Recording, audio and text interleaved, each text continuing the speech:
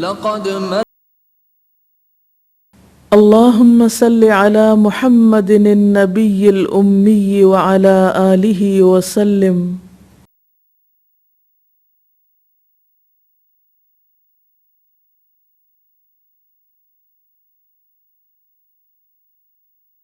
السلام علیکم ورحمۃ اللہ وبرکاتہ.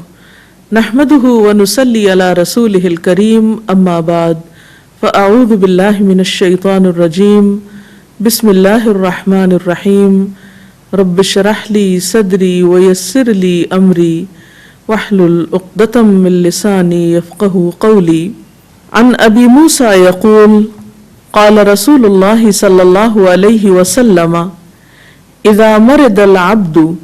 او سافر كتب له مثل ما كان يعمل مقيما صحيحا. رواہ البخاری.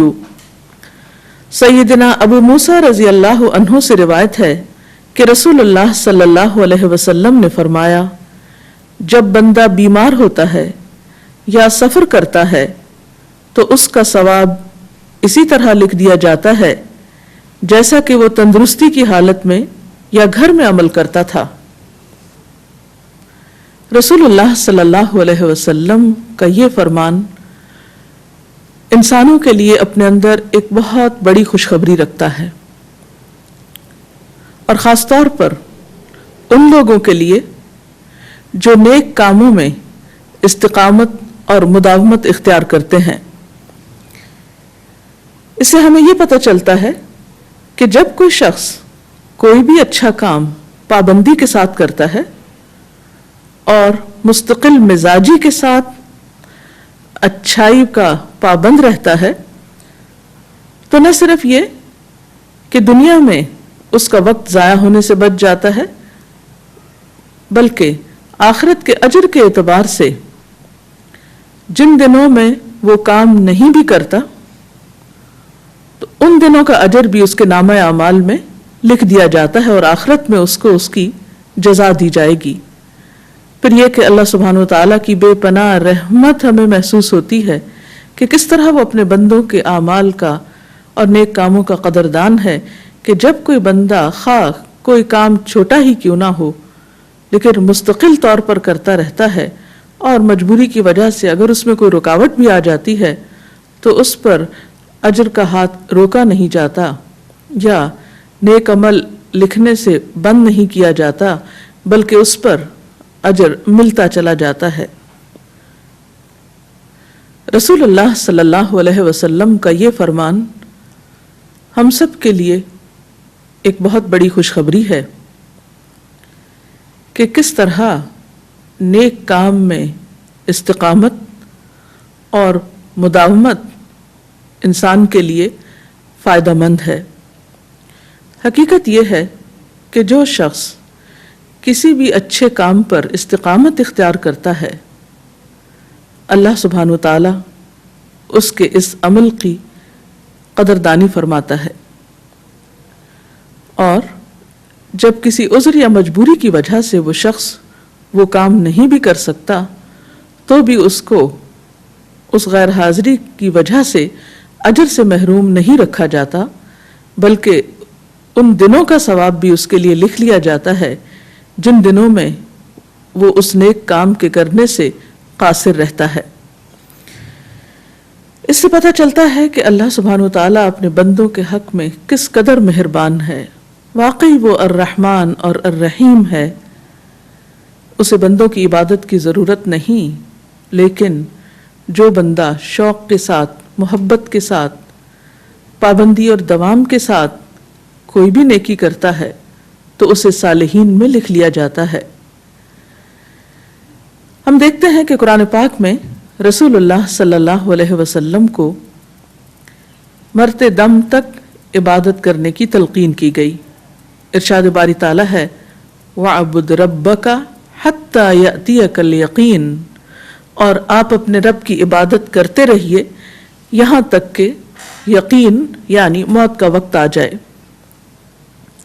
اسی طرح سورۃ الجن میں آتا ہے، اللہ سبحانہ وتعالیٰ فرماتے ہیں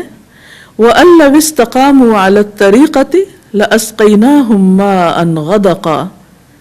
کہ لوگ اگر راہ راست پر ثابت قدمی سے چلتے تو ہم انہیں خوب سیراب کرتے۔ اس سے بھی پتہ چلتا ہے کہ جب کوئی شخص ایک اچھے راستے کو اختیار کرتا ہے اور پھر اس راستے میں پیش آنے والی مشکلات سے گھبراتا نہیں بلکہ جمع رہتا ہے اور مستقل مزاجی کے ساتھ وہ کام کرتا رہتا ہے، تو اللہ سبحانہ وتعالیٰ کی طرف سے اس شخص کے لیے اس کام میں ایک خاص قسم کی خوشی اور سکون اور ایک سینس آف اچیومنٹ پیدا کر دی جاتی ہے کہ جس سے وہ بہت مطمئن ہو جاتا ہے۔ اسی طرح ایک اور آیت میں آتا ہے ان الذین قالوا ربنا اللہ ثم استقاموا تتنزل علیہم الملائکۃ الا تخافوا ولا تحزنوا، یقیناً وہ لوگ جنہوں نے کہا کہ اللہ ہمارا رب ہے اور اس پر استقامت اختیار کی، ان پر فرشتے اترتے ہیں جو ان سے کہتے ہیں کہ نہ تم خوف کرو اور نہ غم کرو بلکہ اس جنت کی خوشخبری پاؤ جس کا تم وعدہ دیے جاتے ہو۔ ہم دنیا کی زندگی میں بھی تمہارے دوست ہیں، مددگار ہیں، اور آخرت میں بھی۔ نحن اولیاؤکم فی الحیات الدنیا وفی الآخرہ ولکم فیہا ما تشتہی انفسکم وَلَكُمْ فِيهَا مَا تَدَّعُونَ، اور تمہارے لیے اس دنیا میں یعنی آخرت میں وہ کچھ ہوگا جس کی تم خواہش کرو گے یعنی جنت کے اندر، اور جو چیز تم طلب کرو گے وہ سب تمہیں مہیا کی جائے گی۔ اتنی بڑی جزا کس چیز پر ہے؟ یقیناً اللہ کو رب ماننے پر اور پھر اس بات پر جم جانے پر، استقامت اختیار کرنے پر۔ تو حقیقت یہ ہے کہ نیکی کے کام میں استقامت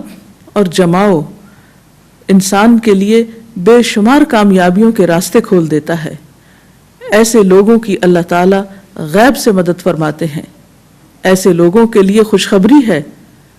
کہ فرشتے ان کے مددگار ہیں دنیا میں بھی اور آخرت میں بھی۔ اور یہ حقیقت ہے کہ جو شخص محنت کرتا ہے، کوشش کرتا ہے اور مسلسل کوشش کرتا ہے، اسے خاص طور پر اللہ تعالیٰ کی طرف سے تائید حاصل ہوتی ہے۔ وَالَّذِينَ جَاهَدُوا فِينَا لَنَهْدِيَنَّهُمْ سُبُلَنَا، وہ لوگ جو ہمارے راستے میں جد و جہد کریں گے، کوشش کریں گے، یعنی مسلسل کوشش کرتے رہیں گے، ہم ضرور انہیں اپنا راستہ دکھائیں گے۔ گویا کوئی بھی شخص جو کسی اچھے کام کا ارادہ کرے اور پھر اس کو کرے اور پھر کرتا چلا جائے، کسی مشکل کی وجہ سے گھبرا کر چھوڑ نہ دے، تو یقیناً اس کی زندگی میں ایک ایسا دن آتا ہے کہ جب اسے اس کے کیے کی جزا ملتی ہے، اور آخرت کے اعتبار سے تو ایسے لوگ واقعی کامیاب لوگ ہیں کہ انہیں اس عمل کی جزا تو دی ہی جائے گی، اگر کسی وجہ سے وقتی طور پر اس عمل میں انقطاع ہو گیا تو بھی ان دنوں کا اجر ان کے حصے میں لکھ دیا جائے گا، جیسا کہ اس حدیث سے ہمیں پتہ چلتا ہے کہ جب کوئی شخص بیمار ہوتا ہے یا سفر کرتا ہے اور وہ کام نہیں کر سکتا جو صحت کی حالت میں کرتا تھا یا اپنے گھر پر آرام دہ حالت میں کرتا تھا۔ ایک اور حدیث سے بھی ہمیں پتہ چلتا ہے کہ جو شخص اپنے رات کے وظیفے سے یا اس کے کچھ حصے سے سو جائے، یعنی اگر اس نے کسی خاص عبادت کا ایک سلسلہ شروع کر رکھا ہے اور نیند کے غلبے کی وجہ سے وہ اس کو پورا نہیں کر سکا، تو فرمایا وہ اسے اگر فجر کی نماز سے لے کر ظہر کی نماز کے درمیان پڑھ لے تو اس کے لیے لکھ دیا جاتا ہے گویا اس نے اس کو رات ہی کو پڑھا۔ جیسے کہ آپ جانتے ہیں کہ رات کی عبادت اجر و ثواب کے اعتبار سے بہتر ہے، خصوصاً رات کے آخری حصے کی عبادت یعنی تہجد کی نماز وغیرہ۔ تو اگر کوئی شخص رات کو نیند کے غلبے کی وجہ سے اٹھ نہیں سکا، یعنی اس کی آنکھ ہی نہیں کھولی، لیکن وہ تہجد پڑھنے کا عادی ہے اور وہ اس کی بجائے دن کے کسی حصے میں فجر اور ظہر کے درمیان اس عبادت کو اختیار کر لیتا ہے یعنی ادا کر لیتا ہے، تو اس کے لیے اتنا ہی اجر لکھا جاتا ہے گویا اس نے رات کو اٹھ کر وہ عبادت کی، یعنی اس کے تہجد کا اجر ویسے ہی لکھ لیا جاتا ہے۔ اسی طرح ایک اور حدیث سے بھی پتہ چلتا ہے، حضرت عبداللہ بن عمرو بن عاص روایت کرتے ہیں کہ مجھ سے رسول اللہ صلی اللہ علیہ وسلم نے فرمایا، اے عبداللہ تم فلاں شخص کی طرح نہ ہو جانا کہ وہ رات کو قیام کرتا تھا، یعنی نوافل وغیرہ پڑھتا تھا، پھر اس نے رات کا قیام چھوڑ دیا. یعنی ایسے لوگوں میں شمار نہ ہونا جو نیکی کا ایک کام شروع کرنے کے بعد پھر اس کو چھوڑ دیتے ہیں، گھبرا کر ترک کر دیتے ہیں. اسی طرح ایک اور حدیث میں آتا ہے، رسول اللہ صلی اللہ علیہ وسلم نے فرمایا، یقیناً دین آسان ہے اور جو دین میں بے جا سختی کرتا ہے تو دین اس پر غالب آ جاتا ہے. بس تم سیدھے رستے پر رہو اور میانہ روی اختیار کرو اور اپنے رب کی طرف سے ملنے والے اجر پر خوش ہو جاؤ اور صبح و شام اور رات کے کچھ حصے کی عبادت سے مدد حاصل کرو. اس حدیث سے بھی پتہ یہ چلتا ہے کہ جہاں نیک کام کرنا پسندیدہ ہے وہاں اپنے اوپر ایسے بوجھ نہیں لادنے چاہیے یا ایسے کام نہیں کرنے چاہیے جو انسان مستقل طور پر نبھا نہ سکے یا پھر گھبرا کر انہیں چھوڑ دے. کوئی بھی نیک کام، کوئی بھی اچھا کام، خواہ وہ مقدار میں کم ہی کیوں نہ ہو، لیکن اگر مستقل طور پر کیا جائے تو زیادہ اجر و ثواب کا باعث ہے بنسبت اس کے کہ انسان ایک وقت میں کسی بات سے یعنی جذبات سے مغلوب ہو کر یا کسی چیز کے شوق میں آ کر کسی بہت بڑے کام کا ارادہ کر لے، نیت کر لے اور بعض اوقات منت تک مان لے اور پھر اس کے بعد کچھ دن میں ہی تھک جائے اور اس کام کو ہمیشہ کے لیے چھوڑ دے، تو یہ چیز ناپسندیدہ ہے. بس اس کے مقابلے میں پسندیدہ کیا ہے کہ انسان نیک کام خواہ وہ چھوٹا ہی کیوں نہ ہو لیکن مستقل طور پر کرے. حضرت ابو ہریرہ سے روایت ہے کہ رسول اللہ صلی اللہ علیہ وسلم نے فرمایا، اعتدال کی راہ اختیار کرو، میانہ روی اختیار کرو اور سیدھے سیدھے رہو، اور یہ بات جان لو کہ تم میں سے کوئی شخص صرف اپنے عمل سے نجات نہیں پائے گا. صحابہ کرام نے عرض کیا، اللہ کے رسول صلی اللہ علیہ وسلم آپ بھی نہیں؟ آپ نے فرمایا، ہاں میں بھی نہیں، مگر یہ کہ اللہ مجھے اپنے فضل اور رحمت میں ڈھانپ لے. تو بات یہ ہے کہ اللہ تعالیٰ کو بندے کے بہت زیادہ اعمال کی ضرورت نہیں کہ کوئی شخص بہت بڑے بڑے کارنامے کرے اور بہت بڑے بڑے کام کرے اور پھر تھک کے بیٹھ جائے یا اکتا جائے اور یا پھر یہ سمجھنے لگے کہ میں اگر بہت زیادہ نیکیاں کروں گا تو ضرور ہی جنت میں چلا جاؤں گا. نہیں، اصل بات تو اللہ کی رحمت ہے. اس لیے انسان اپنی ہمت اور استطاعت کے مطابق اچھے کام کرتا چلا جائے اور جس چیز کو پھر وہ اختیار کرے اسے چھوڑے نہیں، مرتے دم تک نبھائے، کیونکہ ایسی چیزوں کی پابندی زیادہ پسندیدہ ہے بنسبت اس کے کہ انسان ایسے منصوبے بنائے جن کو وہ پایا تکمیل تک پہنچا نہ سکے. اسی طرح حضرت عائشہ رضی اللہ تعالی عنہا سے روایت ہے کہ رسول اللہ صلی اللہ علیہ وسلم ان کے پاس تشریف لائے. ان کے پاس ایک عورت بیٹھی ہوئی تھی. آپ نے پوچھا کہ یہ کون ہے؟ حضرت عائشہ نے جواب دیا، یہ فلاں خاتون ہے جو بہت زیادہ نمازیں پڑھتی ہیں. آپ نے فرمایا، ٹھہرو، تم اس چیز کو لازم پکڑو جس کی تم میں طاقت ہے. اللہ کی قسم، اللہ نہیں اکتاتا یہاں تک کہ تم خود اکتا جاؤ، اور اللہ تعالیٰ کو سب سے زیادہ محبوب عبادت وہ ہے جس پر اس کو اختیار کرنے والا ہمیشگی اختیار کرے. یعنی آپ صلی اللہ علیہ وسلم اس خاتون کی بہت زیادہ نوافل سے مروب نہیں ہوئے اور خاص طور پر اس کو کیا سمجھایا کہ تم اپنے اوپر ایسا بوجھ نہیں لادو جو تم اٹھا نہ سکو اور کچھ دن میں تھک جاؤ، کیونکہ جب انسان اپنی ہمت اور استطاعت سے بڑھ کے کام کرتا ہے تو پھر اس کام کو وہ نبھا نہیں سکتا. اور پھر آپ نے فرمایا کہ اللہ تعالیٰ کو وہ کام زیادہ پسند ہے جو کرنے والا ہمیشہ کرتا رہے اور اسے تھک کر چھوڑ نہ دے. پھر اسی طرح ایک اور حدیث سے ہمیں پتہ چلتا ہے کہ بندہ جب کوئی کام مستقل طور پہ کرتا رہتا ہے تو اللہ تعالیٰ کو اس کی خاص تائید حاصل ہو جاتی ہے. حدیث قدسی میں آتا ہے، اللہ سبحانہ وتعالیٰ فرماتے ہیں کہ میرا بندہ نوافل کے ذریعے سے میرا قرب حاصل کرتا رہتا ہے حتیٰ کہ میں اس سے محبت کرنے لگتا ہوں، اور جب میں اس سے محبت کرتا ہوں تو میں اس کا کان بن جاتا ہوں جس سے وہ سنتا ہے، اس کی آنکھ بن جاتا ہوں جس سے وہ دیکھتا ہے، اس کا ہاتھ بن جاتا ہوں جس سے وہ پکڑتا ہے، اس کا پیر بن جاتا ہوں جس سے وہ چلتا ہے،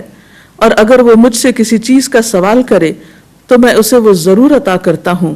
اور اگر کسی چیز سے پناہ طلب کرے تو میں اسے ضرور پناہ دیتا ہوں۔ تو اس سے بھی کیا پتہ چلتا ہے کہ جو شخص نیک کام میں استقامت اختیار کرتا ہے، پابندی اختیار کرتا ہے، اور خصوصاً فرائض کے علاوہ کسی نفل کام میں ایسا کرنے والے کو اللہ سبحانہ وتعالیٰ اپنی خاص تائید اور محبت سے نوازتے ہیں۔ اس سلسلے میں اگر آپ کے ذہن میں مزید کوئی سوال ہے تو آپ کر سکتے ہیں۔ وہ کون سے کام ہیں جن کو مسلسل کرنا ضروری ہے؟ جی، اس میں ایک تو انسان کے اوپر عائد ہونے والے فرائض ہیں جو اسے ہر صورت میں کرنا ہے۔ اللہ تعالیٰ نے ہم بندوں پر کچھ عبادات فرض کی ہیں، ان میں ہماری کوئی چوائس نہیں، ہم اپنی مرضی سے ان کو چھوڑ نہیں سکتے، ان پر تو ہمیں استقامت اختیار کرنا ہی ہے۔ پھر اسی طرح ہمارے کچھ رولز ہیں جن کے اعتبار سے ہم پر کچھ ذمہ داریاں ہیں، ان کو بھی نبھانا لازم ہے، ان کو بھی ہم اپنی چوائس سے چھوڑ نہیں سکتے۔ جیسے بحیثیت ماں کے یا بحیثیت باپ کے یا بحیثیت ایک استاد کے، یا جو بھی ہم کوئی کام کاروبار کرتے ہیں تو اس میں ہمارے اوپر جو ذمہ داریاں عائد ہوتی ہیں ان میں ایک پابندی اور ایک کنسسٹنسی جو ہے وہ بہت ضروری ہے۔ لیکن یہاں خاص طور پر جس چیز کو انکریج کیا جا رہا ہے وہ نوافل عبادات ہیں، یا ایسے کام ہیں جو انسان اپنی صلاحیت، اپنے حالات، اپنے ماحول اور اپنی قابلیت کو دیکھتے ہوئے اللہ کی عبادت میں سے یا بندوں کی خدمت میں سے یا خیر و بھلائی کی کسی بھی کام میں سے کوئی چیز اختیار کرے اور پھر زندگی بھر اس کی پابندی کرے۔ اور زندگی بھر سے مراد یہ کہ جب تک اس کام کی ضرورت ہے یا وہ کام اس کے بس میں ہے وہ کرتا چلا جائے۔ اور اس میں یعنی زندگی کا کوئی حصہ، خواہ وہ بچپن ہو یا جوانی ہو یا بڑھاپا ہو، وہ اس سے خالی نہ ہو۔ اس سلسلے میں ایک قول بھی ہے ابن ابی غسان کا، وہ کہتے ہیں کہ جب تک تم علم حاصل کرتے رہو گے اس وقت تک صاحب علم رہو گے، اور جب تم نے علم سے بے نیازی اختیار کی اس وقت تم اس سے جاہل ہو گئے۔ یعنی علم والا وہی ہے جو مستقل مزاجی کے ساتھ ہمیشہ کچھ نہ کچھ سیکھتا رہے اور آگے بڑھتا رہے۔ امام مالک کہتے ہیں کہ اس شخص کے لیے جس کے پاس کچھ علم ہو مناسب نہیں کہ وہ مزید علم حاصل کرنا ترک کر دے۔ یعنی علم والا کہلا نہیں سکتا جب تک کہ وہ علم حاصل نہ کرتا رہے۔ یہ ایسی صفت نہیں کہ ایک دفعہ آپ نے حاصل کر لیا اور اس کے بعد قصہ ختم۔ یہ مستقل مزاجی کے ساتھ زندگی بھر اس کام کو کرتے رہنا چاہیے، ہر دم کچھ نہ کچھ نئی چیز سیکھتے رہنا چاہیے۔ جیسے ایک حدیث میں آتا ہے کہ جس شخص کے 2 دن ایک حال میں گزرے وہ دھوکے میں رہا، یعنی اس نے اپنے آپ کو نقصان دیا۔